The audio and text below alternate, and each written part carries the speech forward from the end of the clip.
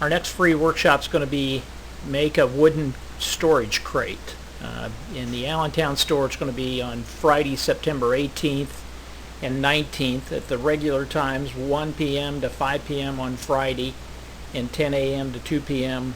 on Saturday. And then the next week will be in Harrisburg, same times.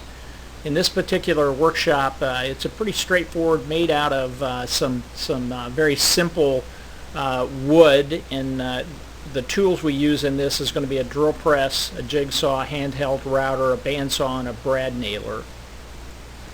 This is the kind of the cut list of it. We'll have 2 end pieces that will cut this handhold in, and then we'll have 9 pieces that we just put around the crate. We're going to use Baltic birch for the end pieces, and we'll probably use poplar, but we can use any kind of wood.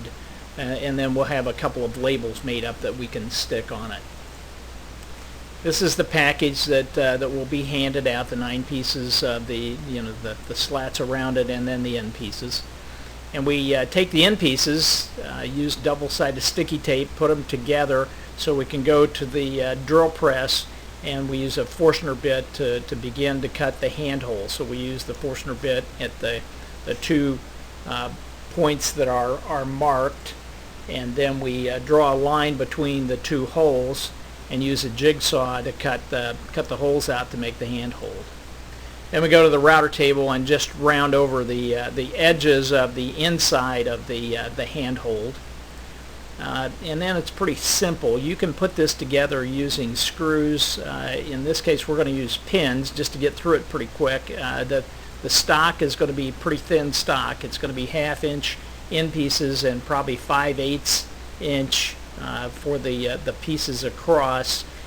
So it's just going to be one of those things you have to be careful using a pinner, just making sure that you get in the center of the wood, and we'll have it marked and work with it. We use the Nexibond glue to actually get it to set up. It sets up real quick, it sets up, and then you can pin it. This is what it looks like after it's put together and pinned. I rounded over the edges a little bit just using a belt sander just to knock the edges down, and then I went to the orbital sander and actually sanded everything down. Put the labels on the end of it, and this is what it looked like.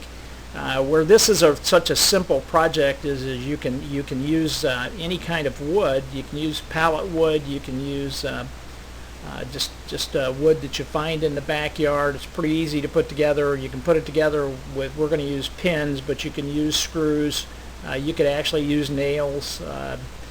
You can use brads. You can use just about anything. So come to the Woodcraft store on September 18th and 19th in Allentown, and 25th and 26th in Harrisburg, and see it, try it, make it.